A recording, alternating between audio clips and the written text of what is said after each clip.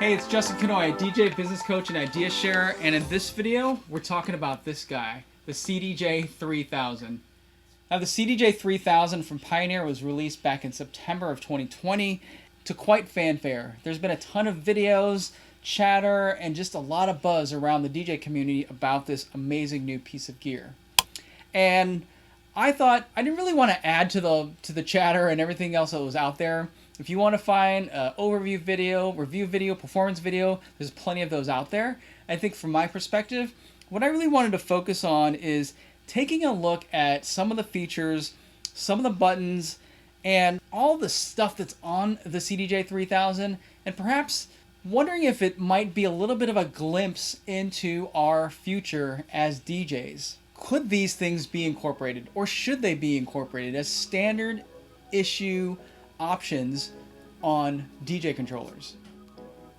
So starting with number one, the ability to use flash drives or external media to play from. For once, can we develop some kind of technology where I could just take a thumb drive that's loaded with music on it, pop it on in, and have the tracks analyzed on the player itself? This would be so convenient, especially if you're at an event and maybe someone needs to give you a song. If you could just pop it in there and play it. There are still aspects that allow you to do this, but of course the track's not going to be analyzed, and maybe the tag information is going to be messed up. If a player could kind of be developed very similarly, maybe to a computer, where you put it in and you can analyze the tracks right there, oh, that would be such an amazing thing. Screens on media players and DJ controllers, it's not a new concept. It's something that's been around for a while. A lot of people have kind of balked at this and thought, why do I need a screen if I have my computer?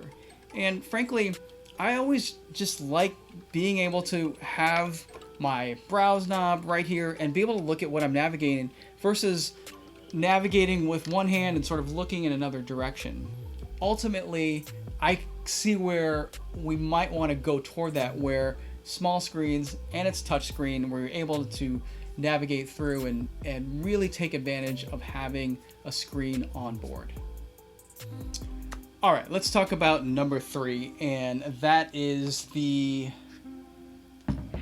availability and existence of multi-function QPads. Introducing these hotkey buttons was a new thing for the CDJ line. This is the first time they've been able to incorporate them. You'll see a lot of people, in the absence of not having Q buttons, separate external controllers, MIDI pads that take the place of that. So it's great that they were able to incorporate this. Huge criticism that Pioneer's taken is that they're not multi-function. I mean, these are literally only to launch hotkeys. So a lot of controllers and even other media players will have the ability to change the functionality of this. When we're only limited to one function, that's the only function we're gonna have. But when there's multi-functions, maybe we'll start to grow as DJs and grow as performers as we're looking at utilizing every little bit that this controller can get us. All right, now the fourth and final piece on the CDJ-3000 that I love is right there on board. There are certain functions like beat jump, key shift, instant doubles that are available directly on this player itself. Now you might ask, I've never had a beat jump. I don't do instant doubles.